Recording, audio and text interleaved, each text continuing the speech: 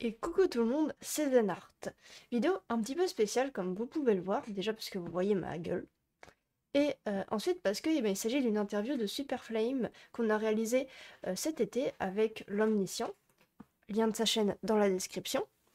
Donc une interview de Superflame qui est l'auteur du SSU. Vous avez pu voir que j'ai fait pas mal quand même de trucs autour du SSU, notamment des fanarts. Et je suis aussi très active dans la communauté. Et donc, on a fait cette interview qui dure 4 heures, donc qui sera en plusieurs vidéos, vous vous en doutez, et qui sera donc disponible, comme je l'ai dit, sur ma chaîne et sur sa chaîne. À savoir que certaines infos de l'interview datent un petit peu, vu que ça date de fin août, et que maintenant, eh bien, nous sommes, à l'heure où j'enregistre, le 13 novembre 2024. Donc, entre-temps, Jeff a quitté l'entreprise, et puis, sûrement d'autres petites informations qui sont peut-être erronées. Mais ça n'empêche que la majorité des informations sont toujours d'actualité. Donc sur ce, bon visionnage. Ok, on va pouvoir passer à l'avant-dernière partie. Ah. Pas la dernière. Oh. Donc. OMG, attends. C'est pas l'avant-dernière, c'est l'avant-avant-dernière. C'est l'avant-avant-dernière, autant pour moi. Du coup, on va parler un peu plus de la communauté parce Très bien. que n'empêche, un des points forts de Superflame Studios, c'est qu'il y a une communauté qui Clairement. tient les liens et qui reste là malgré vents et marées. Et donc, la première question, c'est quelle est ta position vis-à-vis de la communauté? Donc, tu en as déjà un petit peu parlé, puisque pendant un temps, surtout au début, tu étais assez proche, il y avait les radios libres, etc. Après, on a senti que tu prenais tes distances, et en ce moment, tu reviens un peu plus vers la communauté, que ce soit par les lives, par Discord, etc. En fait, j'essaie de trouver le juste milieu. C'est pas toujours facile à trouver. Au début, en fait, j'avais ce réflexe de tous les youtubeurs, en fait, c'est d'être très présent, d'être là avec la commu, etc. Et c'est aussi un peu pour se rassurer, je pense on fait souvent ça. Après, la prise de distance, c'était aussi parce que, comme je t'ai dit, j'ai souvent séparé les deux et que ma vie réelle a pris le dessus. Et aussi parce que, en vrai, je suis pas le genre de mec qui va passer sa life sur un Discord. Typiquement, même moi j'ai des Discord avec des potes, mais tous mes potes ne sont pas gamers. Typiquement, mes deux meilleurs amis, tu leur parles pas de jeux vidéo ou même de PC en fait. Mon meilleur pote, son kiff lui, c'est de faire du parapente, tu vois. Et du coup, quand je peux passer du temps avec eux, on n'est pas du tout dans ces domaines-là. Et il y a aussi que, du fait de mon activité, je suis tout le temps sur un ordi, quoi, toute la journée. Donc c'est quand même chaud d'avoir rec, enregistré, tourné, écrit, machin, puis ensuite après de revenir sur un Discord. Et après, il y a aussi le problème, c'est que beaucoup de gens ont tendance à me mettre sur un piédestal, et c'est un phénomène qui est souvent évoqué par les youtubeurs, etc. C'est la relation un peu parasociale. Beaucoup de... Il y a qu'à voir les rares fois où je viens en vocal, où instantanément, tu as 50 personnes en vocal, dont des mecs qui s'étaient pas co depuis 3 mois. Parce que oh putain, Superflame, il est là. Et en fait, je suis juste un mec random qui s'avère écrire des histoires qui vous touchent, et j'en suis très content, etc. Et c'est la stricte vérité. Je ne suis pas votre ami. Je ne suis pas votre ami. Peut-être que j'ai des relations de proximité avec certains membres, notamment très actifs du Discord. Ceux qui sont devant ces micros se reconnaîtront peut-être. Mais ça ne veut pas pour autant dire que je peux vous considérer comme des amis. On ne vit pas ensemble, on n'a rien vécu IRL. Et j'essaie vraiment de faire gaffe à ça, quoi. Parce que des gens peuvent en souffrir. Et que je reste quelqu'un de très sensible. Je pense que ça se ressent parfois dans les histoires. Moi, tout ce qui est charge émotionnelle, très vite, ça peut me bouffer. Et le réflexe de base, ma mère est comme ça. Le réflexe de base, c'est plutôt que de souffrir, tu te mets un peu à l'écart et tu vas qu'avec les gens que tu connais déjà, ou si possible avec son père, quoi. Mais voilà, j'essaie de revenir, mais avec l'axe professionnel, qui permet de justifier une présence sans que je sois le grand gourou à la tête du culte de Superflame, tu vois. Même si j'en rigole pendant les lives, notamment en intro, j'essaie de faire en sorte que la relation soit pas malsaine. Quitte à ce que ça nécessite une certaine distance, parfois une certaine froideur, Parfois, je sais qu'il y a des gens qui ont la sensation d'hurler dans le grand vide, mais n'oubliez pas que, mine de rien, je réponds aux DM, j'essaye en tout cas, ils sont pas bloqués, je pourrais très bien les bloquer. C'est juste que si tu veux me contacter, tu peux. En gros, c'est ça, mais je vais pas le rendre très facile, exprès. Et puis voilà, et je pense que si je suis sollicité par la communauté pour X ou Y raison, si c'est clairement formulé, j'ai tendance à répondre, notamment avec vos différents projets, notamment avec les projets de JDR. Là, si vous faites un petit channel comme j'ai fait là, il y a vraiment pas de souci. Mais voilà, je crée des choses. Il s'avère que ces choses, ça vous parle, ça vous plaît. On a aussi une relation qui est commerciale à côté, donc il faut justement pas trop mélanger. Et voilà, j'essaie de vous délivrer des émotions cool, de vous faire voyager du mieux que je peux. Et si je peux être là très ponctuellement parce que ça fait plaisir, je le suis. Mais après, je veux pas avoir à me forcer de quoi que ce soit. Et je pense que c'est jamais bon que qui que ce soit forcé à quoi que ce soit. Voilà. Et un petit truc, est-ce que tu as remarqué entre le premier Discord qui aujourd'hui n'existe plus, il me semble, et le nouveau Discord de Super Play Studio, une amélioration dans la qualité des liens, des relations, dans la qualité aussi de la communauté, etc. Alors la qualité, en tout cas des messages que je vois passer, oui. Et en fait, je pense que... Communauté autogérée, parce qu'il y a... Ouais, en fait, je pense que justement, notre coup de génie avec Kevin, c'était de dire, tu sais quoi, on ne fout pas de modo. Enfin, on reste toujours admin et on peut ban les gens en un clic. Mais en fait, le problème, et ça, c'est pas lié qu'à l'ancien Discord, et je veux pas du tout lier ça à des personnes. Et ça, je pense que tu le vois dans tous les Discords, en fait. Dès que tu as des gens qui ont du pouvoir, on abuse. et en fait, malheureusement, et je fais partie de ces gens-là, les gens qui sont un petit peu solitaires, qui n'ont pas forcément une vie sociale très active, qui passent le plus clair de leur temps derrière un écran, et ben, ils finissent sur un Discord, et au lieu de s'engueuler au bar, ils s'engueulent sur Discord.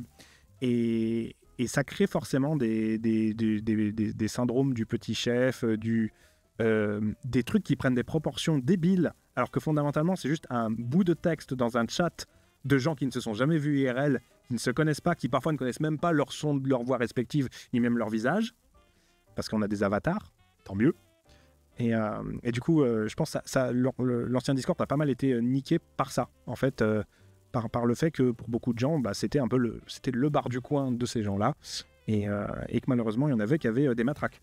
Donc, on a dit, tu sais quoi, premier truc, on va déjà retirer les matraques aux gens qui en ont, et on fait un truc horizontal. Vous pouvez parler librement, poster librement, tant que vous respectez les canaux dédiés, que vous ne faites pas un truc hors charte, on fera rien, Kevin ni moi, mais c'est pas pour autant qu'on le lit pas. Je mets des petits likes, vous devez le voir, notamment en fan art, en SSU et tout. Et juste, j'évite d'intervenir.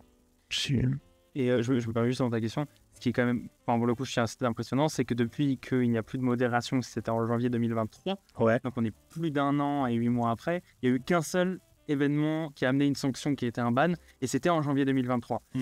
Donc je trouve ça plutôt, je pense qu'on peut tous se féliciter parce que pour le coup ça c'est quand même pas mal, mais de manière générale on est une communauté où il y a peu de drama, peu de drame, et quand il y en a c'est triste, mais ça arrive rarement, et ça je pense qu'on peut tous se féliciter parce que c'est vrai qu'à chaque fois qu'on va sur le Discord, même des nouveaux, il y a toujours une bienveillance quasi instinctive, qui est plutôt pas mal pour une communauté.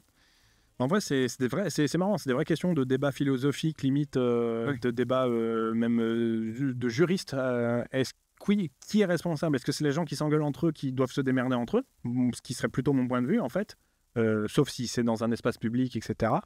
Ou est-ce que c'est au propriétaire du Discord de faire la police et de fliquer les gens?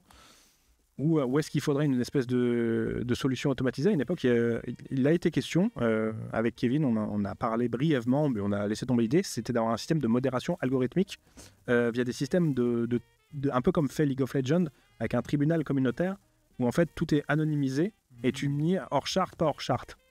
Mais tu sais pas qui dit quoi, et c'était encore un projet à la con qu'aurait mis Diplôme à se faire, mais, c'est pas con. Mais en gros, de dire, il y a un système de tribunal qui est assisté par algorithme, et en fait, tout est traité. Mais en vrai, la vérité, c'est que... Il n'y a pas besoin. Il n'y a pas besoin. Il y en a un qui dit de la merde, il y en a 3 qui le reprennent. En fait, les choses prennent les proportions que toi, tu décides de leur donner. En vrai, fondamentalement. Tu peux faire « Oh mon Dieu, mais il a dit ça, c'est très grave. » Je dis un exemple. Quelqu'un a fait une vieille blague raciste nulle à Yesh. oh mon Dieu, mais il y a des racistes tout le temps, machin. Ça peut aussi très bien être écoute Dédé, pas ici s'il te plaît. Voilà. Et en fait, tout dépend de la manière dont tu réagis.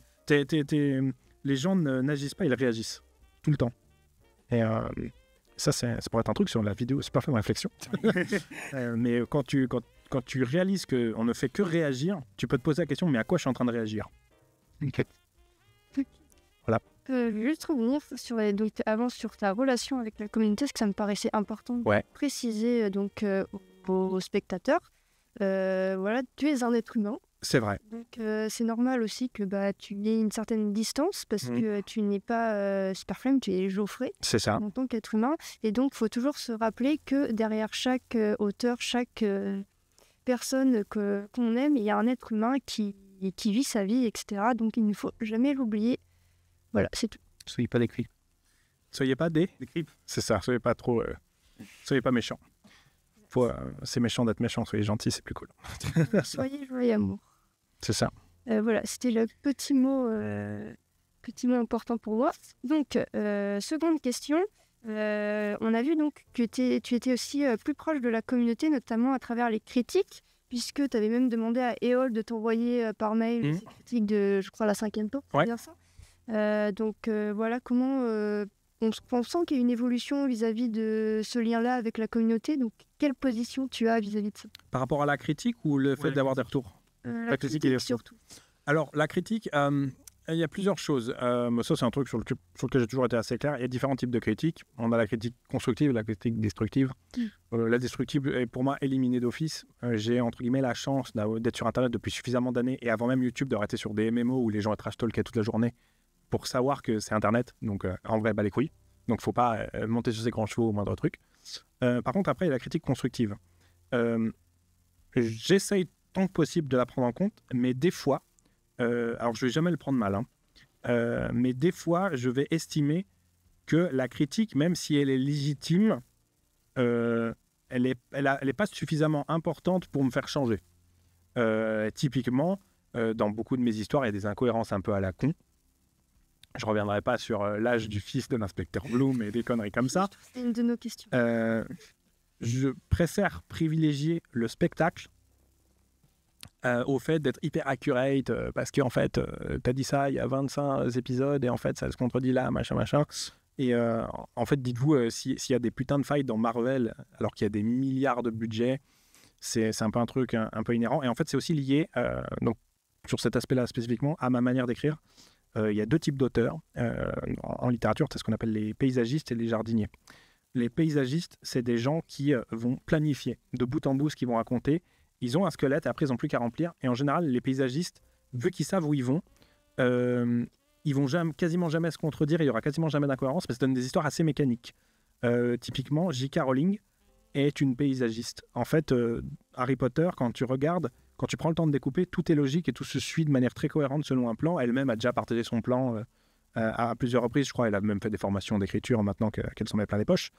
Et il y a beaucoup d'auteurs qui sont comme ça. Et d'ailleurs, quand on t'apprend à écrire dans les différents cursus, logique, on essaie de t'apprendre une méthode, donc on te pousse à être plutôt paysagiste. Et après, il y a les jardiniers, qui sont un peu plus rares, mais qui existent. C'est des mecs un peu qui ont tendance à écrire à l'instinct, et j'en fais partie. On est toujours un mélange des deux, mais moi, je suis 99% jardinier, c'est-à-dire, je vais planter des trucs et je vais voir comment ça pousse organiquement. Et je me surprends moi-même en écrivant. Et en fait, comme je le disais tout à l'heure, un chapitre, et l'épisode 1, c'est une locomotive, et tous les autres, c'est des wagons. Et après, que je finis mon histoire par une locomotive de queue, tu vois. Et en fait, ça fait des histoires qui sont hyper organiques, qui ont plein de plot twists, parce que, en fait, même moi, je me surprends, en fait, quand j'écris les plot twists. Oh, mais s'il se passait ça, tu vois. Alors que quelqu'un qui a préparé son récit en amont, il fait pas ça. Enfin, pas forcément. Sauf s'il est très, très bon. Et des mecs qui écrivent comme moi j'écris, il y a Stephen King notamment qui est très réputé pour utiliser cette méthode d'écriture. Il y a aussi George R.R. Martin qui est l'auteur de Game of Thrones qui écrit comme ça. Je ne savais pas jusqu'à voir une interview de lui récemment où vraiment il dit ok, je pars de là, j'essaie à peu près d'aller là, le reste je n'ai aucune putain d'idée de comment ça se passe, c'est juste au fil des lignes je le découvre en le faisant. Et moi j'écris très vite par rapport à deux auteurs, typiquement un calendrier normalement. Un auteur lambda, il met 1 an à le pondre. Moi, c'est un mois et demi.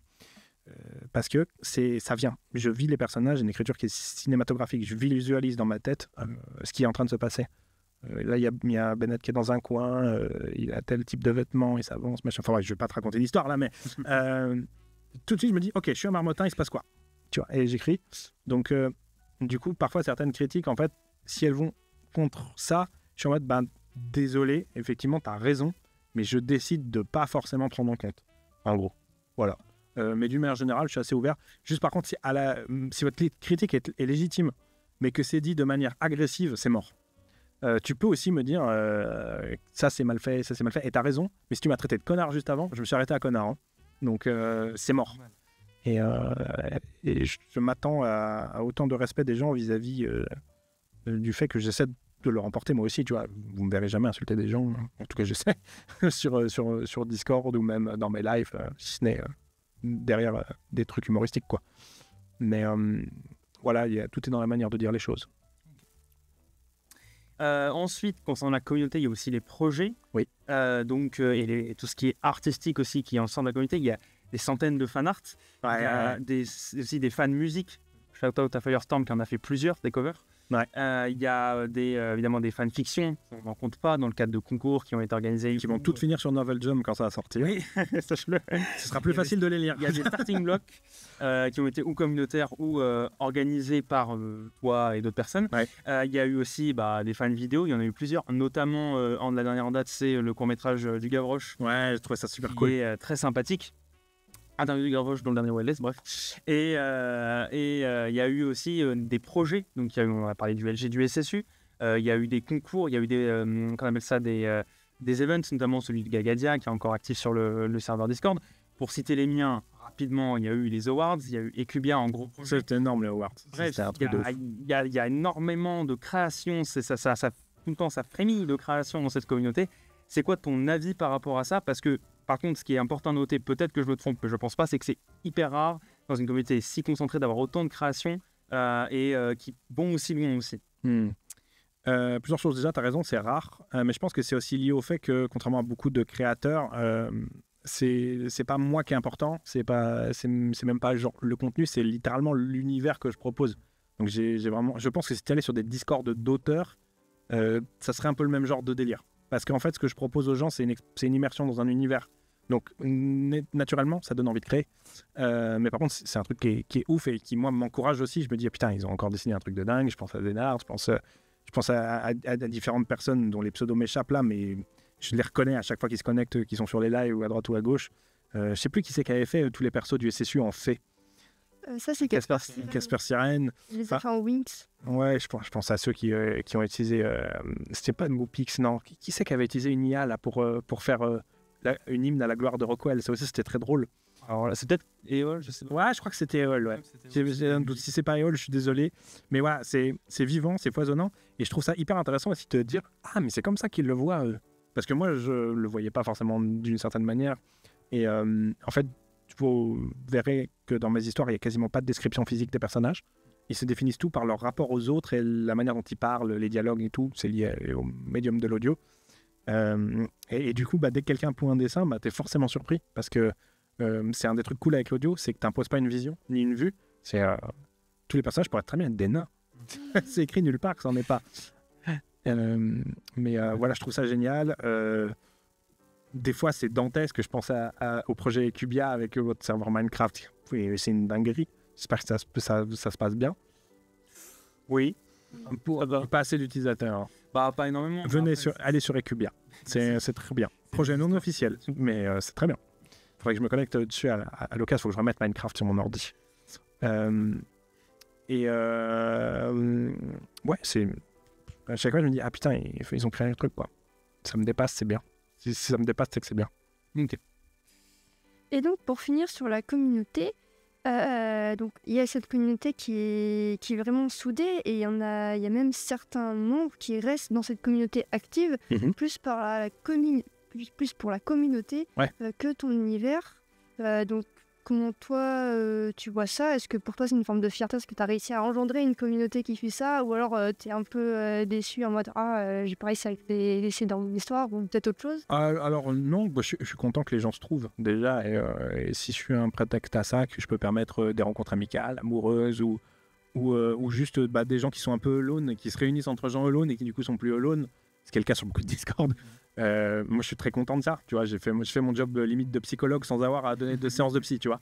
Donc c'est beau d'apporter de la sociabilité aux gens. Et vu que j'ai découvert ça très tardivement, parce que j'ai eu des carences depuis tout petit, je pense que rien que le fait d'avoir apporté de la sociabilité, c'est limite une aussi bonne récompense que le fait que les gens kiffent l'univers. Donc non, il n'y a pas d'animosité, il n'y a aucun problème à ce qu'il y ait des gens qui n'aiment pas l'univers sur le Discord. C'est un peu con, parce que c'est comme si tu étais sur Discord Marvel et que tu n'aimes pas Marvel. mais on a tous vous avez tous vos raisons d'être dessus, et je ne vais pas venir vous ban parce que vous n'avez pas rempli un QCM de fans.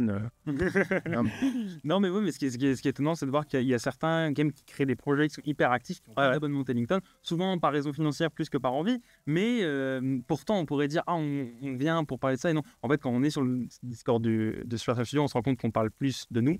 De nos vies, de nos projets, de qui on est. Oui, parce que vous avez développé des relations amicales. Plus que le salon SSU qui, malheureusement, par contre, pour le coup, est un peu trop inactif. Et j'essaie de le relancer. Je lance des petits messages. Parce que quand même, il faut une juste mesure, je pense. Après, en soi, le Discord, le nouveau, là, il y a genre 800 membres et même pas 50 actifs, je pense. Une centaine une centaine quand même. Hyper actifs, 50. Ouais. Bon, c'est pas dégueu. C'est pas dégueu. Pour un Discord communautaire, que le truc soit pas mort en 2 semaines, pas mal. Allez, cette fois-ci, c'est vraiment l'avant-dernière. C'est l'avant-dernière, en effet. Donc, on a parlé communauté. Maintenant, recentrons-nous sur ce que tu fais, notamment le SSU. Let's gong. Avec une question encore du chapelier littéraire sur Discord. Est-ce que tu as déjà écrit des histoires que tu n'as pas finies? Du coup, oui, plein. Plein. Alors, ça s'est calmé ces derniers temps parce que maintenant, c'est littéralement mon métier de les écrire et de les finir pour les diffuser.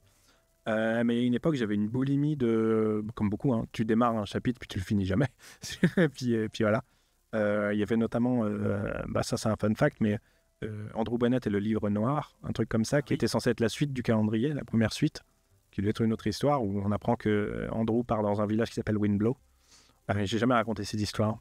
J'avais tout le début et tout, puis je me suis dit, non, en fait, ça me plaît pas. Est-ce que ça a un lien avec le chapitre bonus dans Oui, c'est ça. Le premier livre C'est lié, ouais. C'était lié. C'était donc ça. C'est ça. Ah oui, c'est vrai que c'est pas dans la version audio, cette nouvelle. C'est que dans... Ouais. Avec l'arrivée de Rico. C'est ça. Encore une question d'un membre, donc Kefi de Discord. Que penses-tu de tes propres œuvres? Y a-t-il des œuvres que tu penses avoir ratées, ou à l'inverse, des œuvres tellement incroyables que tu ne sais pas si tu pourras atteindre à nouveau un niveau pareil? Alors, sur la dernière question, c'est sûr que non. Parce qu'en fait, et c'est un grand drame, mais qui me pousse à créer aussi, c'est que j'ai un désamour progressif des trucs que j'écris. Plus j'écris des trucs, plus celui d'avant me paraît moins bien. C'est un problème d'artiste. Ouais, je pense. Genre, tu vois, le calendrier, des fois, je le rouvre, il est pas ouf, machin. Alors que les gens qui découvrent maintenant, ils adorent, et c'est un truc de psychopathe. Mais donc, ouais, j'ai un désamour progressif de mes œuvres. Que j'adore toutes. Non, il y en a qui ont une place particulière. Le calendrier, parce que c'est vraiment la première et que c'est un des points de départ de tout. Triste Blizzard, j'ai beaucoup d'affection pour Triste Blizzard. Alors non pas parce que c'est des calendriers, mais parce que je pense que c'est le seul où j'ai réussi à réconcilier les différentes vibes des calendriers. Puis la mort de Monsieur A.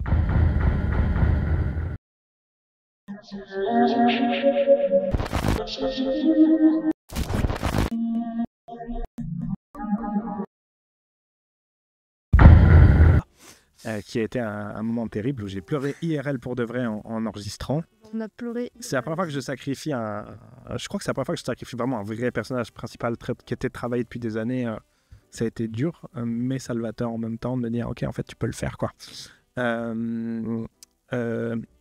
Les démons d'Hugo, parce que les gens qui connaissent pas et qui, par exemple, c'est le premier livre que j'ai offert à Majid. Parce que l'avantage, c'est qu'elle est courte et que quelqu'un qui n'est pas un aficionado de l'univers, il peut la lire tranquille. C'est une petite histoire à la noix qui se lit vite fait et qui a un peu de tout. Et la magie, et l'enquête, et beaucoup d'humour un peu franchouillard, rigolo, avec des petits vieux que je mets partout dans mes histoires. Et ça va être marrant, et ça va peut-être vous étonner, mais la pierre de Cornelius, je ne sais pas pourquoi, j'ai adoré faire cette histoire, et je la trouve hyper bien. Je sais pas pourquoi. C'est parce que c'est vraiment les images mentales que j'ai eues en l'écrivant et que j'ai eues en l'écoutant. Il Il y a un truc qui se passe dans ma tête et c'est joli. Je saurais pas décrire. Voilà. Ensuite, on va plus parler d'un ressenti communautaire que de ton propre ressenti, mais il faut qu'on parle donc de la 5e porte et des portes noires. Globalement, jusqu'au mystère marmottin, les calendriers faisaient plutôt l'unanimité sur ce que les gens en pensaient, sur le côté positif ou négatif, peu importe. Mais voilà. À partir de la 5e porte et des portes noires, il y a eu une sorte de fracture où il y a eu qu'on appelle ça les avis n'étaient plus unanimes de la part de la communauté. Il y a des gens qui adoraient et qui trouvaient que c'était mieux que le reste. Il y a des gens qui détestaient. L'entre-les-deux était un peu moins présent. Sur la 5e porte, encore ça va. Sur les portes, les gens se sont radicalisés sur un de mes romans. C'est vraiment gauche et droite. Mais ouais, sur la 5e porte, sur les portes noires, ça a été assez déter au niveau des avis. Sachant qu'on entendait, de toute façon, ça c'est toujours un vieux humain, toujours plus le négatif que le positif. Triste Blizzard a réussi à reprendre cette place de wow, tout le monde a été plutôt satisfait. Et toi, comment tu l'as perçu déjà vis-à-vis des avis, des critiques, des réactions? Et est-ce qu'au niveau de la conception de Triste Blizzard, il y a eu un mindset, j'aime pas ce mot, mais particulier pour essayer de faire en sorte que ça voilà, clairement, ou pas? Voilà, clairement. Alors déjà, par rapport à ce que tu viens de dire, ça je le sais très bien, je m'en suis rendu compte. Et en fait, pour moi, c'est en partie lié au fait que j'ai juste changé la recette. C'est-à-dire les gens ils étaient habitués aux cookies goût chocolat et là j'ai tenté chocolat caramel et t'as des gens qui aiment bien le chocolat et le caramel, ils ont kiffé, puis t'as ceux qui aiment pas le caramel et qui ont dit mais pourquoi et qui ont dit basiquement pourquoi c'est plus juste une enquête dans Marmottin comme d'habitude. C'est en vrai de vrai, c'est en partie ça. Je fais abstraction bien sûr des incohérences et autres problèmes, etc.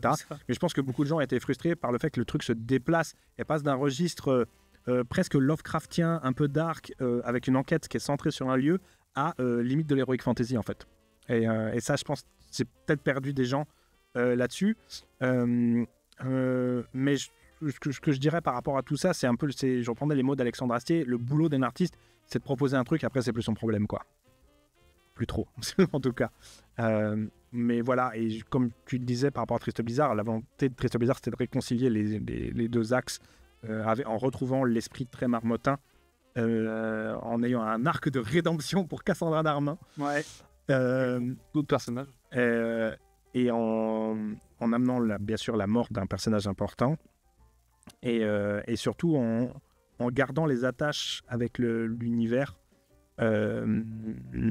Avec l'univers un peu Egadia qui est là en sous-texte, avec la présence de Railway, Marbre Rouge, tous ces trucs qu'on va retrouver dans celui de cette année, je pense. Que je sais pas s'il reprend pile poil au 24 et hop, t'as la suite, ou si c'est un an plus tard, ce qui pourrait être intéressant aussi. Mais non, mais c'est intéressant parce que par contre, je parle rapidement, il y a toujours l'impression un duo dans les récits. Il y a le calendrier qui est ici, puis comment le mystère marmottin se répond énormément quand on regarde. Moi, j'ai analysé récemment les deux. C'est fou, ça se répond. La 5e porte, elle est là, et en fait, du coup, les portes noires répondent un peu moins parce qu'elles vont dans une autre direction. Ouais, c'est limite un one-shot standalone. Mais en tout cas, la 5e porte mettait pas mal d'éléments pour avoir une réponse à côté. Et puis Triste Blizzard, carrément, c'est compliqué d'imaginer que la suite se passerait. On oui plus tout et on fait un nouveau truc. Tout le monde s'attend à ce que ça reprenne parce que, voilà. Il toise Marmottin, like Marmottin as usual, et non. Donc voilà, mais peut-être que la boucle sera bouclée et que tout le monde revient à Marmottin avec un inspecteur Bloom dépressif. Ça serait possible. Ah oui, inspecteur Bloom, je le fais. Le pauvre. Mais moi-même, je sais pas encore ce que je vais raconter et comment je vais le raconter. Mais oui, l'idée... En fait, je peux pas... J'ai à plusieurs tentatives, là c'est l'auteur qui parle, je me suis dit, vas-y, je ferme l'arc Marmottin. Et en fait, à chaque fois, j'ai envie d'y revenir. Parce qu'en fait, c'est là où tout commence, c'est là où je suis à l'aise parce que j'ai vécu dans ce genre d'endroit. Moi, je suis vraiment un gars de petit village, de neige, etc. C'est pas pour rien qu'il y a toujours de la neige, du bizarre et tout. Moi, j'ai grandi. J'étais petit à l'époque, donc 70 cm de neige, ça m'arrivait là. Enfin, tu vois, j'ai tout cet univers mental-là, du chasse-neige, du tracteur, des trucs. J'ai grandi un peu en montagne. Et j'aime bien y retourner. Puis ça fait écho à la période des fêtes aussi, tu vois. Quoi de mieux qu'un petit village enneigé à la veille de Noël en période des fêtes, le côté chocolat chaud, en fait, et c'est le cocon, c'est une micro-société qui est en fait le reflet de la société entière. Tu vois, il y a pas mal d'aspects qui font que t'aimes bien, et en fait j'essaie de reproduire ça un petit peu avec Mystère à Vinwald, qui reprend les mêmes mécaniques, mais c'est pas Marmottin. Et c'est des nouveaux persos. Même si t'as quand même Talion et Cornelius et Camélia, mais et Andrew. mais voilà, le reste, c'est un peu des nouveaux enjeux. Et ouais, en fait, je fais selon le feeling et l'envie de raconter. Et je pense que j'ai jamais peut-être aussi totalement osé la bascule totale vers Egadia aussi, tu vois, je sais pas. Comme une envie de retrouver les voitures de police et les radios plutôt que forcément les fusils à baïonnettes et les canons ou les taurins. Donc c'est un conflit de genre et de typologie de récit limite, tu vois, et qui coexistent en même temps. Donc c'est un vrai challenge en tant qu'auteur. Ok. Et je sais pas si le melting pot il passe ou si au contraire il brouille les gens. J'en ai aucune idée. Ok. Ensuite, alors tu en as déjà un peu abordé, la cohérence. Pas bon, mais l'idée, donc tu l'as donnée, c'est plus spectacle, plus que les gros détails resteront, les petits détails, ça peut s'éparpiller.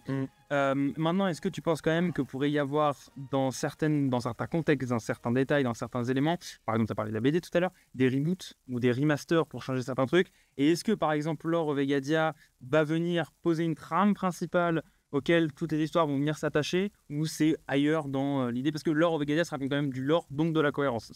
Alors, Lore of Egadia, l'idée avec ça, c'est vraiment de raconter l'univers, pas les histoires. Donc, faut faire attention, c'est juste plus le socle commun de, ok, on est dans cet endroit-là et les règles de cet endroit, c'est ça.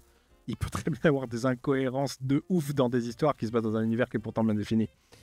Donc, attention à ça, c'est pas un remède miracle, c'est plus même moi pour nourrir mon propre imaginaire et me dire, bah oui, lui c'est un Atarien, ses enjeux c'est ça, et c'est une république fédérale, les 3 îles peuvent pas se piffer, etc. Donc tout de suite tu sais quel genre de personnage t'es en face de toi. Alors que quand tu y as pas réfléchi, c'est plus dur. Et du coup, c'est très plaisant d'écrire des personnages comme Railway notamment ou autres. Une fois que tu as bien poncé un peu ton univers, ton lore, tu sais quel genre de bâtard c'est. Enfin, bref. La question par rapport à ça, c'est quoi? C'est est-ce que je compte faire des choses pour éviter? Ouais, c'est ça. Bah, dans la mesure du possible, oui. Les deux problèmes, c'est ma mémoire, ma manière d'écrire. Vu que je planifie pas à l'avance mes récits, typiquement, là, je me suis rendu compte d'une faille dans la question des plaines que je ne vais pas indiquer parce que tout le monde va la voir si je l'indique. Et en fait, le problème, c'est que ça, je l'ai écrit... donc, il y a 33 chapitres. Je me suis rendu compte de la faille dans le 33e chapitre que j'ai raconté donc, en live tout à l'heure. Vous êtes passé faire coucou d'ailleurs. Et en fait, la faille est dans le chapitre 9. Donc, c'était il y a plus de quasi 30 semaines que j'ai écrit la ligne que j'aurais pas dû. Qui vient contredire tout le reste de la narration que j'ai mis en place. Mais la plupart des gens vont même pas roder. Et en fait, je pense que ceux qui rôdent les incohérences, c'est surtout ceux qui font du binge-watching et qui enchaînent les épisodes. Parce que quand tu as une semaine entre chaque, même les auditeurs, ils oublient. Ouais, je pense. C'est vrai. Même moi. Ouais. Je pense que tout le monde va regarder l'épisode 9 pour comprendre l'incohérence. Ouais, mais c'est pas le 9, je sais plus lequel c'est. Mais tout le monde doit tout regarder pour... C'est un détail à la con. C'est un détail à la con. C'est un rapport avec un meurtre. Voilà, j'en dirai pas plus. Le meurtre est pas cohérent. Voilà, c'est tout. Bon, maintenant, parlons un peu plus direction artistique. Ouais. Qu'est-ce que tu comptes faire prochainement pour la DA du SSU, que ce soit au niveau des illustrations, mais la DA, ça peut être aussi niveau sonore, musique, etc. Alors, ouais, la cohérence, c'est un vrai mot. C'est un vrai sujet. Et l'identification aussi, que les gens puissent dire, ça, c'est du Superflamme Studio.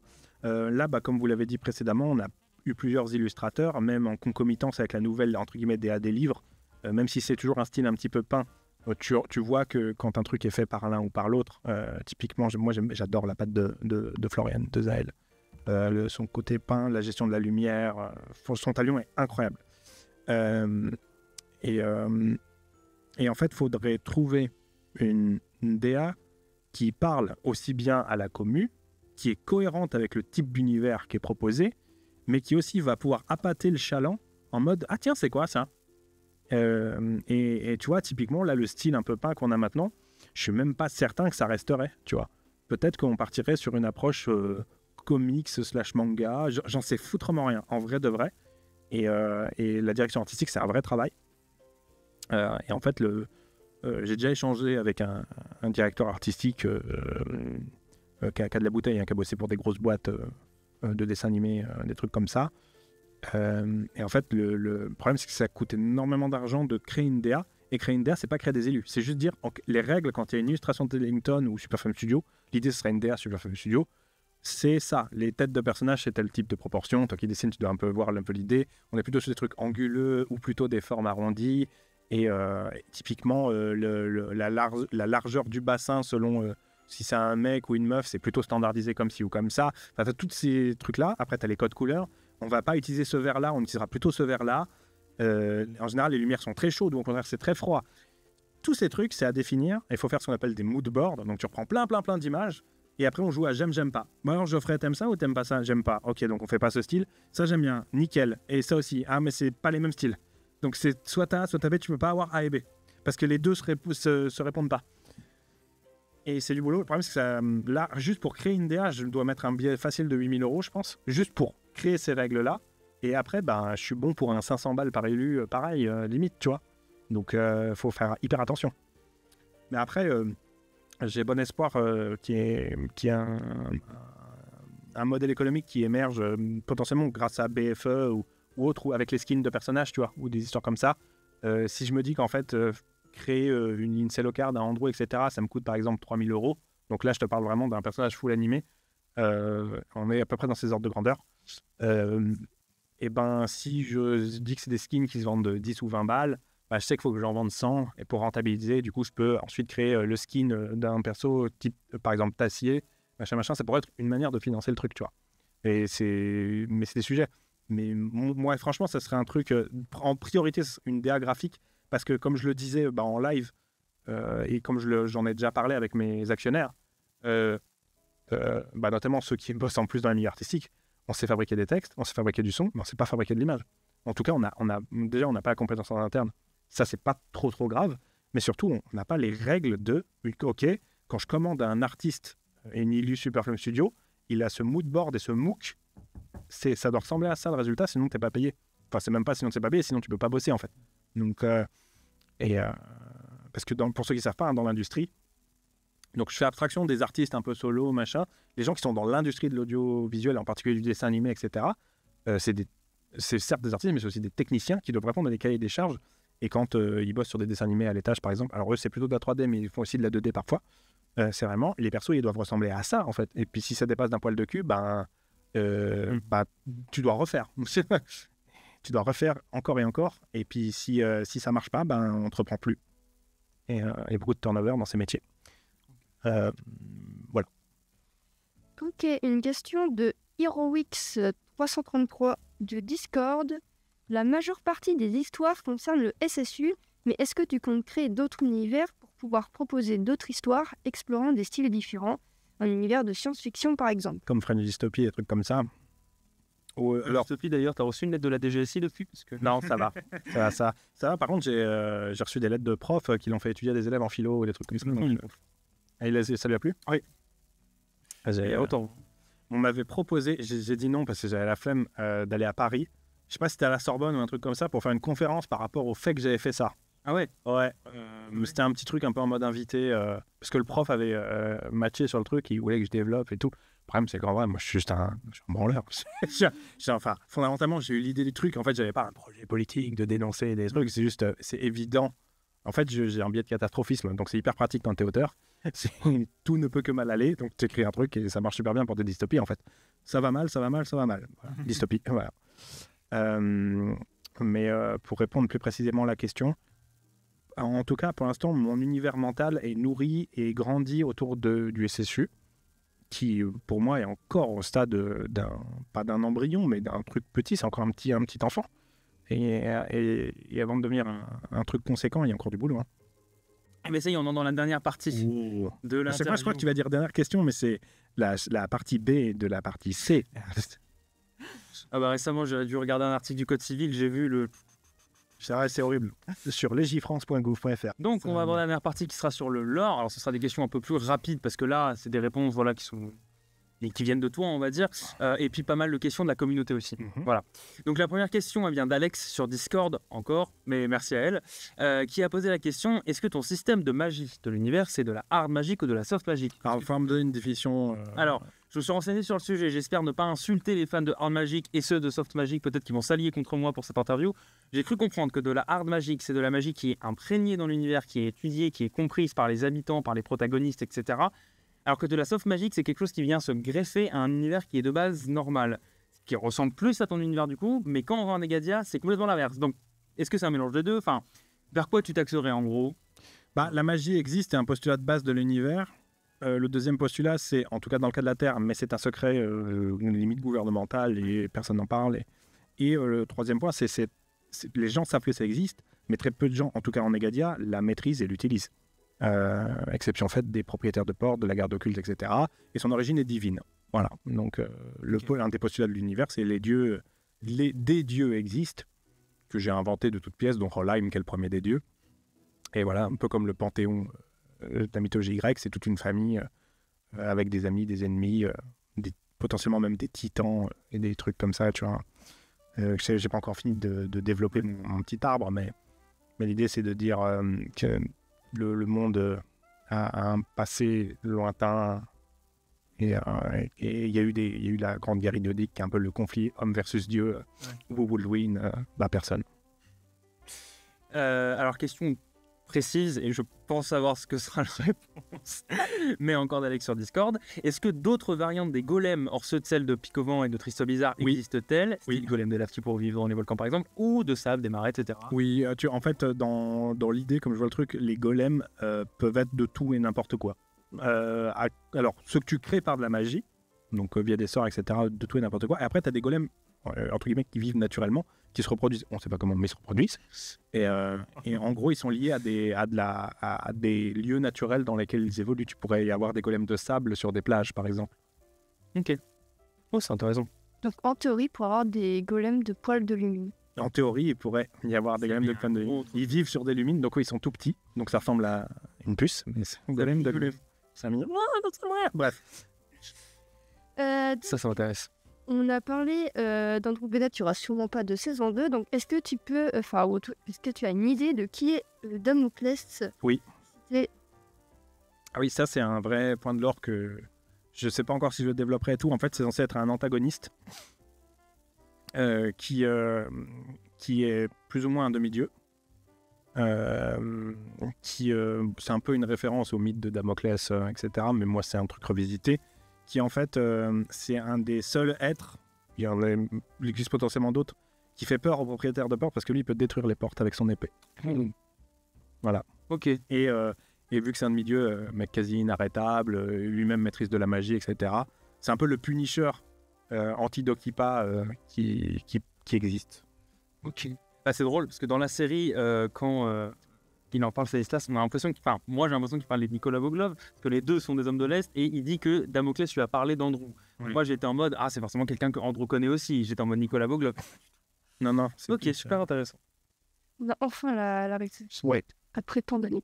Donc, pour la création de l'une, une question de Violette. Oui, la question d'avant c'était du Chapelier littéraire. Oui, et j'ai oublié de préciser la question d'avant et du Chapelier. La question de notre québécoise du Discord, Violette. Pour la création de Lumine, la petite poupette de Talion, d'où tu as puisé ton inspiration? Alors, déjà, fun fact, pour commencer, ceux qui se souviennent, donc elle apparaît pour la première fois dans Le Mystère Marmottin. Oui. Elle n'est pas décrite comme une petite hermine magique au début, il me semble. Parce qu'elle avait une boule de poils, ouais. Tu l'avais vraiment dessinée. Ouais, c'est littéralement, je me souviens de tes dessins, une boule de poils, et même moi, je la voyais pas comme une hermine en fait. Pour moi, c'était limite un monstre comme pouvaient l'être les Yundra, mais en tout petit ou un truc comme ça. Et en fait, je me suis dit, mais attends, je vais en faire un truc kawaii en fait. Et c'est seulement là qu'est venue l'idée d'un petit animal mignon. Et en fait, moi, quand je crée des monstres, souvent, j'aime bien que ce soit des boules de poils. Je sais pas pourquoi, j'aime pas les trucs un peu lézards, un peu dégueux, machin. J'ai besoin que ça soit un mammifère un peu, soit mignon, soit intriguant, un peu polaire. Le pelage blanc revient souvent, tu vois, aussi bien avec les mères faucheuses, les bébés faucheurs, les Yundra, même les... comment ça s'appelle dans les dossiers de la DPA. Les Igdara, pareil, c'est une variante de Yundra. Et du coup, je me suis dit, petit pelage blanc qui pour le coup contredirait pas trop de Mystère Marmottin, et c'est naturellement qu'une Hermine est venue parce que c'est le genre d'animal que je trouve trop choupinou, et que pour créer une relation on va dire asymétrique voire symétrique aussi entre Talion et ça, fallait que ce soit un petit animal choupi, entre le mec qui a un passé brisé mais qui est aussi capable de faire exploser une mairie, qui fait pas trop confiance aux humains et qui préfère faire confiance à une belette. Je trouvais ça un peu mignon, et je pense qu'il y a encore des trucs sur la psychologie de Talion que je peux travailler par rapport à tout ça, et justement Lumine est un des enjeux de Mystère Ravenval. Ok. Voilà. Ensuite, on parlait d'animaux. Est-ce qu'il n'y a que les 4 Dokipa principaux? Donc je pense que ce que veut dire par là, c'est ceux qu'on connaît et qui sont souvent là. Hein. Ouais. Parce qu'après on parle du Conseil des 5 ports. Qui ont des animaux de compagnie, ou est-ce que c'est vraiment une norme? Alors c'est pas une norme, mais c'est très répandu. C'est pas une norme, mais c'est très répandu. J'ai pas encore trouvé de justification à ça, mais je trouve ça cool scénaristiquement. Et puis les imaginer toujours en duo avec une petite créature, c'est sympa. Ça pourrait être en mode ils sont direct dans la porte quand ils récupèrent la porte. Ouais, ça pourrait être drôle aussi. Ok. Alors on va parler du Conseil des 5 portes, parce que il faut que ce sujet soit enfin clos après tant de temps. Donc le Conseil des 5 portes, c'est décrit dans le Mystère Marmottin comme 5 mondes humains, pas les 5 mondes humains, 5 mondes humains, mais qu'Amélie a dit que le conflit en Negadia pourrait embraser tous les mondes humains. Oui. Donc ça sous-entend que le Conseil des 5 portes c'est tous les mondes humains, ou qu'il peut y en avoir plus. Mais bon, voilà. Et donc l'idée c'est l'origine. Qu'est-ce que ils sont très préoccupés par le sort des Gadia qui pourrait embraser les autres, mais le centre de la Terre avec une création d'une porte, une giga explosion, Sattler, Boglov, ils n'ont pas été trop présents. Dans la 5e porte, ils vont aller chercher directement les Gadia, alors qu'on l'a vu, l'appel au conseil, ils les font venir, et que l'année d'avant, ils les font directement venir, et la croisée fonctionne, puisque la gargouille les envoie en Negadia. Donc voilà, globalement, le conseil des 5 portes, c'est quoi? alors le truc a évolué. Oui, j'imagine. À la base, le Conseil des 5 portes, c'était un plot twist basique, random. Je n'avais même pas pour projet de réexploiter le truc. Tu t'es pris une merde. Qu'est-ce que je vais faire de ce truc? Après, donc voilà, pour l'instant, à l'époque en tout cas, je pensais très sérieusement et sincèrement en fait que la mécanique allait devenir un calendrier, un nouveau monde. Et en fait, tu avais Egadia. Du coup, on découvrait les intrigues et les enjeux d'Egadia. Puis après, tu allais découvrir un nouveau monde avec un Dokipa qui est lié à ce monde-là pour créer tout de suite un truc vraiment d'univers au sens astrologique du truc, quoi. Et en fait, astronomique, ouais. Et en fait, finalement, tout a rebouclé en permanence sur Egadia parce que c'était plus pratique. Et en fait, je me suis rendu compte qu'avoir un monde de bac à sable en tant qu'auteur, ça suffit. Sauf si tu veux partir effectivement dans des délires SF et autres, etc. Où là, ça pourrait justifier un autre monde. Parce qu'il y a un gros risque que si je crée un autre monde humain, ce soit un Egadia bis, en fait. Ou alors, il faut vraiment que je trouve des... Soit il est vraiment tout petit et c'est un petit microcosme, etc. Soit il faut que je trouve des choses. Mais en tout cas, si je dis pas de bêtises, j'avais pas créé ni Cornelius... J'avais créé Cornelius et Camélia déjà à ce moment-là. Oui. En fait, ils sont pas nommés. Ils ont chacun un monde. Ils viennent chacun d'un monde différent. En plus, donc après, il y a un Dokipa qui vient d'un monde qu'on connaît pas, et puis tu as le Dokipa Terra, en dehors de Dokipa Egadia, puis tu as le Dokipa Terra qui, pareil, lui... Ouais, en mode tuer l'élu. Ouais, mais fuck it up.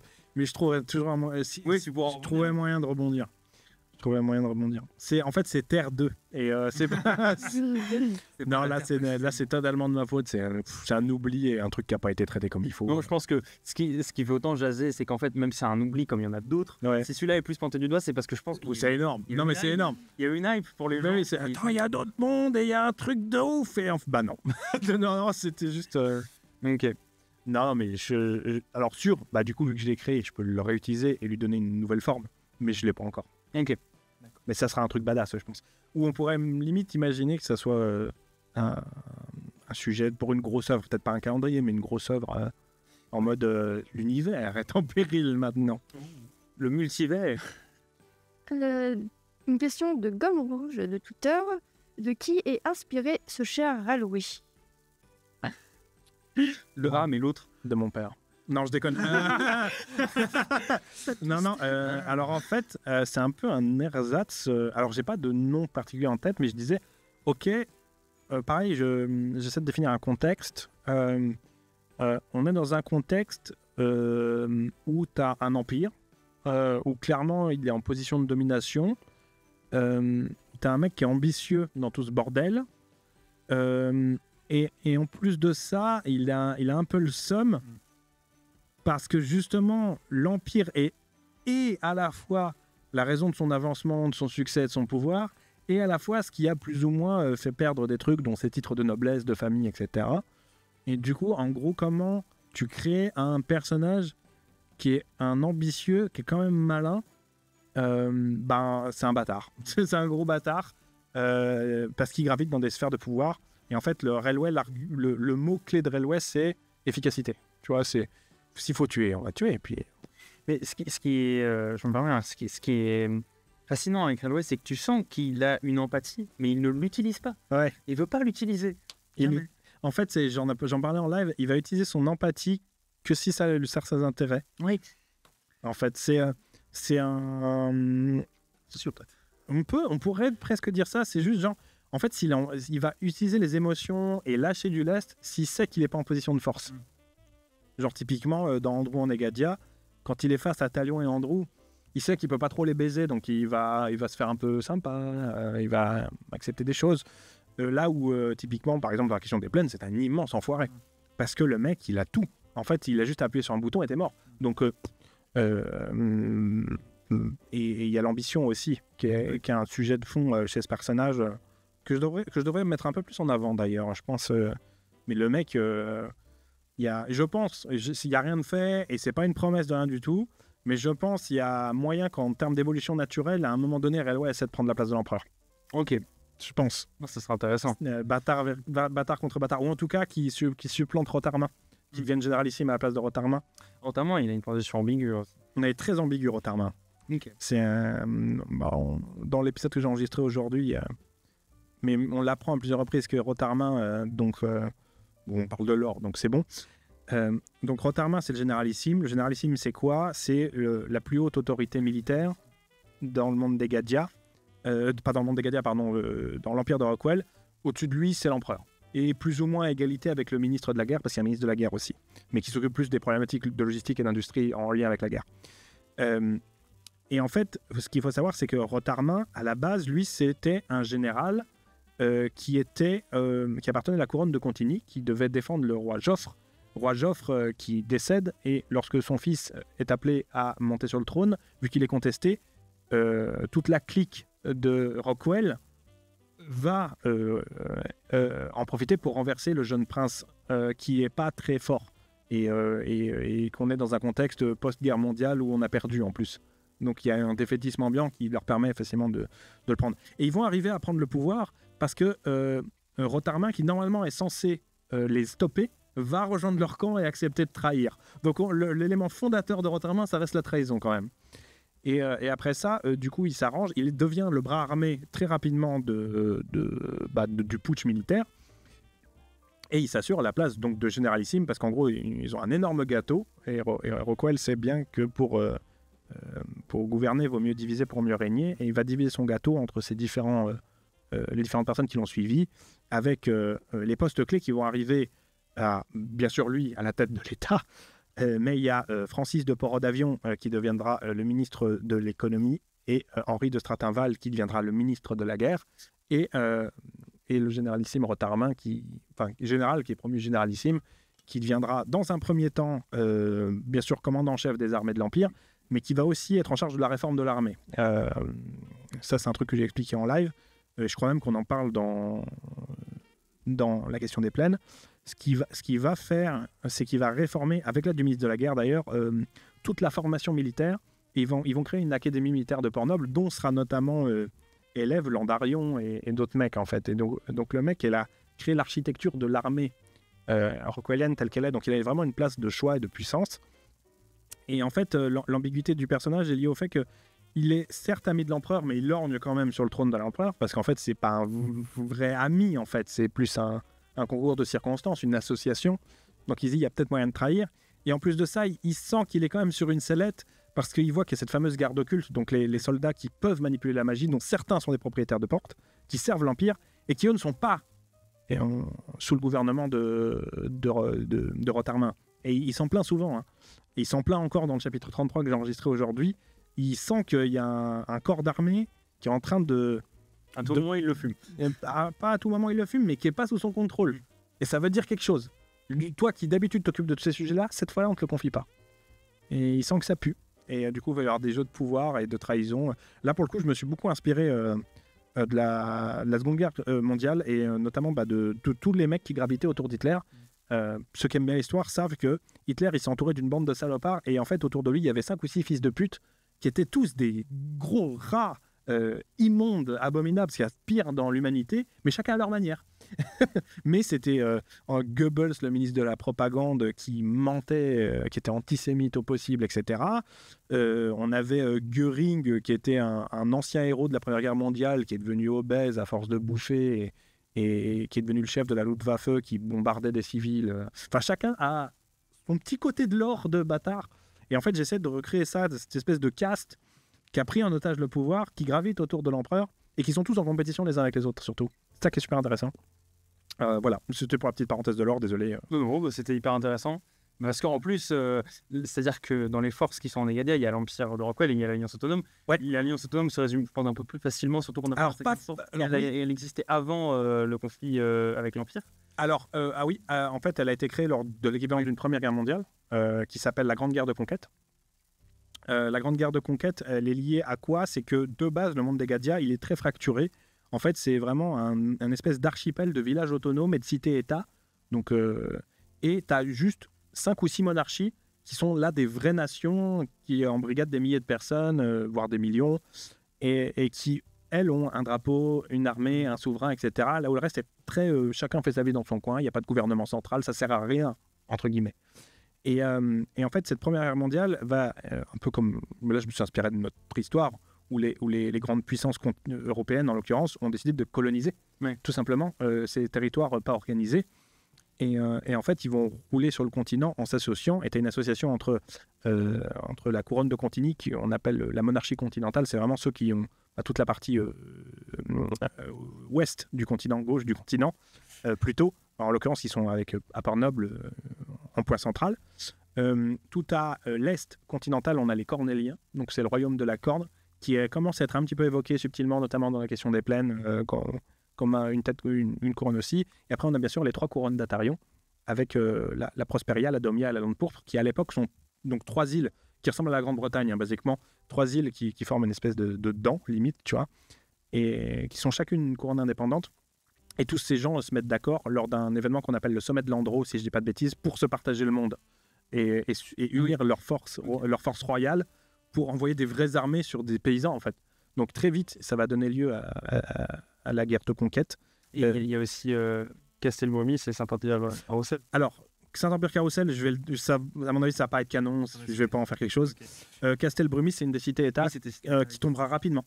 Qui tombe rapidement au début de cette Première Guerre mondiale, au début de la Grande Guerre de Conquête, puisque justement, la plupart des forces... donc le continent, il est comme ça. Castelbrumis, c'est là, c'est dans l'estuaire de la Brume. Et en fait, c'est pas très loin des îles Atarion. Et du coup, il y a un débarquement qui se fait au niveau de Castelbrumis. Donc, ils voient des Atariens arriver par bateau et qui prennent la ville assez vite. Et en fait, ils ont quand même le temps de fuir. Et ça donne un exode vers Isénac, en fait, et qui deviendra le bastion autonome. C'est ça. Et du coup, le bastion autonome, c'est un peu tous ces gens qui sont acculés, qui se réunissent, qui fondent une espèce de parlement qu'on pourrait comparer au Parlement européen. C'est un truc de briques et de broc, où on se met juste d'accord qu'il y a la guerre et que les méchants, c'est les autres, quoi. Ils mettent en commun les ressources, ils mettent en commun les armées. Le président de la Chambre, c'est un archiprêtre qui s'appelle l'archiprêtre Firmin, qui est très très proche de Camille d'Isénac, qui elle est la gouverneure de la cité d'Isénac. Ça, c'est incontestable. C'est elle qui est la régente sur place, qui du coup a cette responsabilité d'avoir tout le Parlement de l'autre camp, en fait. Du coup, c'est un personnage très ambigu, Camille. J'aimerais bien écrire un truc sur elle aussi. Et donc, tu as ça. Tu as aussi les Akubiens, donc Akubo, c'est mon Japon à moi. Je suis un énorme fan de Japon, le Japon, j'ai adoré. Bref. Donc, c'est un ensemble d'îles. C'est un archipel qui est pareil, en dessous du continent. Et eux, ils sont plutôt en repli sur eux-mêmes. Parce que, un peu comme le Japon féodal à l'époque, c'est pas encore un État très centralisé. En fait, tu as un certain Yamato Akubo qui a réussi à créer un début d'État centralisé. C'est pour ça que c'est devenu l'Empire d'Akubo. Mais à la base, on appelait ça les îles du Levant, si je dis pas de bêtises, ou un truc comme ça, qui a rebaptisé le truc. Et en fait, qui est un peu en conflit relativement ouvert avec tous les seigneurs locaux. Et en fait, tu as des conflits internes. Ouais. Du coup, ils s'occupent pas trop du reste du monde. Mais ils savent qu'ils ont un retard technologique. Et du coup, l'Empire d'Akubu essaie toujours de jouer sur différents tableaux en même temps. Avec notamment, t'as des conseillers qui sont envoyés régulièrement par l'empereur pour voir un peu comment ça se passe sur le continent. Ils sont un peu proches de l'Alliance, mais ils sont aussi un peu proches de l'Empire. Et le truc qu'ils redoutent le plus, c'est un débarquement, parce qu'ils savent qu'ils pourront pas faire face si on débarque sur leur île. Et du coup, tu as l'Alliance autonome qui inclut à un moment donné également ce qu'on appelle... lors du premier conflit, ce n'est pas le cas, mais lorsque les 3 îles Atarion se réunissent pour créer ce qu'on appelle la République fédérale d'Atarion, pareil, il y a eu des conflits à la con, un conflit interne en lande pourpre, avec un espèce d'équivalent d'éclossion du bolchevisme, on va dire, parce qu'en gros, vu que toutes les ressources alimentaires sont envoyées sur le continent pour nourrir les armées, il y a de la famine égale les gens se révoltent, et en fait, tu as des agitateurs politiques qui créent une espèce d'armée populaire, et en fait, ils vont prendre assez facilement le pouvoir, avec notamment un mec qui s'appelle Ethan Kepler, qui deviendra le chancelier de la lande, en remplacement du roi Barn, qui était le souverain local. On a la Domia, qui est l'équivalent du côté britannique, de Londres, tout ça, Landreau, la capitale, sans référence à Londres.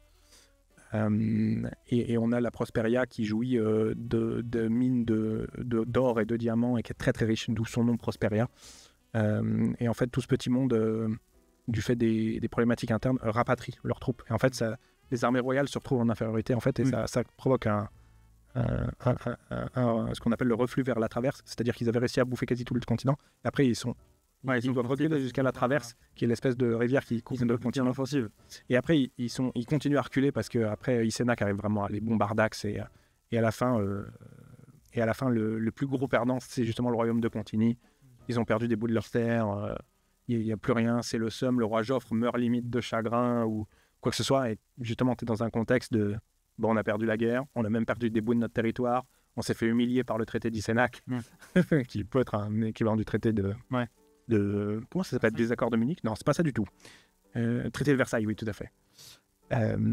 Et voilà, c'est ça qui crée le terreau pour l'émergence de l'Empire. Et la République fédérale d'Atarion, c'est un peu une nation ambiguë aussi. Elle n'est pas en conflit ouvert avec l'Empire, mais clairement, c'est les seigneurs des mers, c'est les Britanniques de l'époque, quoi. C'est eux qui ont la plus grande flotte maritime. Tu peux pas les tester sur la mer. Donc ils arrivent à organiser tous les blocus qu'ils veulent, et surtout ils arrivent à contrôler les zones ultramarines assez facilement. Ils ont des accords de protectorat, on va dire, mais ils vont pas ouvertement débarquer ou faire feu forcément sur l'Empire. Mais du coup, ils se regardent un peu de travers. Et Rockwell, son rêve, c'est bien sûr d'envahir la République fédérale d'Atarion, mais il y a d'autres chats à fouetter sur le continent. Ok. Désolé, je suis désolé, à chaque fois je raconte toutes les strates. Non, mais c'est intéressant. C'est des modulars, ça prendra du temps à raconter une histoire. Donc là, franchement, c'est sympa. Bon. Ensuite, question, on va faire d'Alex sur Discord. Est-ce qu'on reverra des persos d'anciennes saisons qui sont moins récurrents que les persos principaux, du style Alexei, le fils de Nicolas Boglov, Anthony Ravioli et d'autres? C'est possible, mais c'est pas sûr. Ok, je m'attendais à cette réponse. C'est possible, mais c'est pas sûr. C'est Alexei, il y a grave moyen. Je suis en train de réfléchir à... Est-ce qu'il n'y a pas un truc intéressant à écrire sur Rationnel père-fils? Ton père, c'est un putain de tueur psychopathe. Toi aussi, t'es un peu un manipulateur. Mais est-ce que dans le fond, il a peut-être pas un... Est-ce que c'est lui aussi un énorme bâtard, ou est-ce qu'il est un bon fond quand même? Je sais pas encore. Mais il y a peut-être moyen d'en faire un truc. Faut que je réfléchisse. Ton père, c'est un tortionnaire, mais toi aussi, t'es un psychopathe. Mais qu'est-ce que tu es? Est-ce que, en fait, c'est... Pour être marrant qu'il essaie d'être gentil, mais qu'il n'y arrive pas. Tu vois? Ou des trucs comme ça. Il a grandi dans... Ouais. Et Ravioli? Anthony Ravioli, en personnage, mais genre comic relief.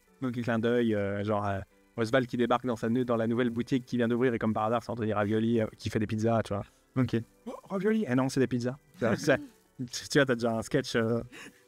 Ça aussi, c'est en écriture. Je réfléchis aussi beaucoup à des sketchs, vraiment des scènes juste drôles. Ouais. Typiquement, les kings de ça, c'est devenu Cornelius et Camélia, qui sont les persos rigolos.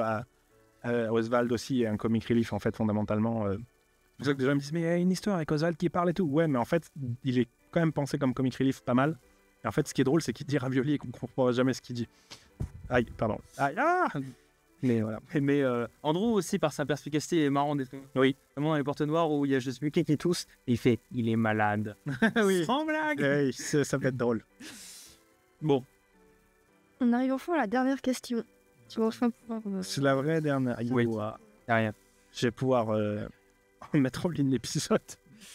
Alors, donc, on a vu à travers le prisme des fans, notamment à travers la cohérence, mais aussi, par exemple, une demande régulière de la communauté de il y a tel personnage qui apparaît, est-ce qu'il va revenir, etc. Les gens ont une vision de ton univers étendu. Et toi, tu ne réponds pas forcément à la vision, par exemple, la cohérence et tout, tu prends des libertés, etc. Alors, sachant, je ne vais pas vraiment forcément prendre des libertés, c'est juste que j'oublie le truc que j'ai dit avant et je le contredis. Parce qu'évidemment, si je l'avais en tête au moment où j'écris, si j'ai l'option de ne pas être incohérent, je ne vais pas le faire. Je vais me dire, tiens, je vais être incohérent.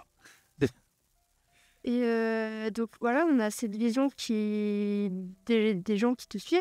Et au final, quelle est toi ta vision d'un univers étendu et surtout de ton univers étendu? Une vision un peu plus générale sur genre, le SSU, c'est quoi pour toi? Toujours pour nous, pour toi?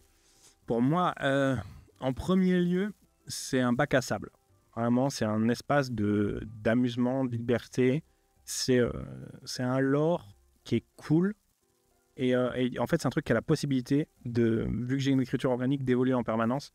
Il y a quelques règles de base, mais je ne suis pas dans un carcan où je vais être forcé de toujours faire le même genre d'histoire. Et en fait, j'ai envie de dire, c'est un jeu qui est cool. J'ai des pièces qui sont cool et après, je peux jouer les parties que je veux, quoi. Et ça, c'est chouette. Après, sur un accès un peu plus personnel, il y a beaucoup de moi là-dedans. Dans tous les récits, je le disais tout à l'heure, beaucoup de personnages sont soit des gens que je connais IRL, littéralement transformés en personnages, soit il y a un petit clin d'œil. Le Vieux Fournil, c'est littéralement le bar-restaurant où j'ai écrit la plupart de ces histoires. Et il existe dans le village du livre. Les prénoms des personnages sont des références à des gens que je connais IRL. Les comportements de personnages, c'est des trucs que je reproduis soit de gens que j'ai connus IRL, soit d'œuvres que j'aime bien et qui m'ont marqué. Donc c'est à la fois un melting pot de ma culture personnelle, des vraies choses que j'ai vécues au quotidien, mais aussi de ma culture un peu geek, entre guillemets, et des trucs que j'ai kiffé, soit sur des jeux vidéo, soit surtout beaucoup sur des séries et des films, en mode « Ah, mais j'adore ça, il faut que je le mette dans une histoire. » À ma sauce, bien sûr, mais c'est marrant comment, vu que j'ai une écriture régulière, le film que j'ai vu la veille peut un tout petit peu m'influencer. Tu vois. Et donc, en fait, c'est fondamentalement, entre les lignes, il y a moi un peu partout, tout le temps. Et je trouve que ça se répond bien à moi-même, de par mon côté personnel qui est déjà multifacette. Et en fait, chacun de ces personnages, j'ai un moyen d'exprimer une de mes facettes, tu vois, je pense. Donc, c'est un outil thérapeutique aussi, je pense, en un sens. Je suis vraiment, quand j'écris, je suis vraiment là-bas, tu vois. Je suis vraiment à Marmottin, en Négadia. Je suis vraiment dans la pièce avec Andrew, comme si j'étais un spectateur invisible de ce qui se passe, et je ne fais que le décrire et vous le proposer en retour. Donc, en fait, c'est une forme de consolation qui parfois peut être une corvée, parce que tu n'as pas toujours envie d'écrire, mais une fois que je suis dans ce qu'on appelle la zone, un peu comme quand tu es un artiste, quand là, je suis dans mon flow, mon truc, là. Quand j'y suis, quoi. Et c'est un moment d'évasion qui est très agréable, parce que j'ai beaucoup de mal à me concentrer sur le présent. Je suis toujours en train de penser à autre chose, mais depuis tout petit. Genre là, je suis pas forcément dans un studio en train de faire une interview. Je m'imagine à d'autres endroits tout le temps. Du coup, je me suis habitué, tu vois. Mais la plupart des gens ne marchent pas comme ça. Je l'ai appris tardivement. Et voilà, c'est une évasion aussi bien pour moi que pour les gens, je l'espère. Ouais, c'est beau au sens noble du terme. J'essaye en tout cas que ça soit beau au sens noble du terme. Voilà. Merci. Ok. Yeah, bah écoutez, c'était un plaisir de répondre à toutes ces questions. On a 5 heures d'interview. 4 heures. 4 heures, plaisir. Mais ouais, bah écoute, merci à toi de nous avoir permis de réaliser ça. C'est quand même assez dingue en termes d'évolution, d'être passé, d'avoir créé la chaîne L'Omniscient dans ma chambre. J'enregistrais avec mon téléphone, je mettais un masque Covid par-dessus pour faire un filtre. Vous ne me connaîtrez pas. Jusqu'à arriver à faire... Bon, il y a eu plein d'étapes entre-temps qui étaient déjà marquantes, mais jusqu'à arriver à faire une interview ici au studio. Et ça, c'est quand même... marquant, et merci d'avoir accepté de pouvoir rendre ça possible. Et puis, globalement, merci à toutes les personnes qui ont posé des questions. J'espère que cette interview vous aura plu, qui sera très probablement divisée par thème. Parce que je veux bien. À minima, il faut du chapitrage, je pense. Là, il y a de quoi faire. Je veux bien être gentil, mais bon. Et puis, merci, Léonard, de m'avoir accompagné cette aventure. Je te laisse le mot. Merci à toi, et puis merci à toi, Superflame, d'avoir fourni ce qu'il a dit. Hein. Mais aussi merci pour tout ce que tu fais à travers tes histoires pour Thank you. Voyager et d'apporter un peu de joie et d'amour et des meurtres. C'est important. Joie, amour et meurtre. Ça sera mon slogan.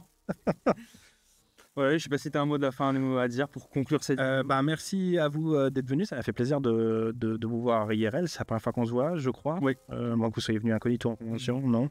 Donc c'était cool. Merci à tous d'être là, de continuer à suivre le truc. Certains depuis le début. Et j'espère qu'on a encore de belles années devant nous et que le truc va devenir énorme. Et prenez soin de vous. Prenez soin de vous. Prenez le temps de vivre et d'apprécier les choses. Et ne restez pas dans un endroit où vous vous emmerdez.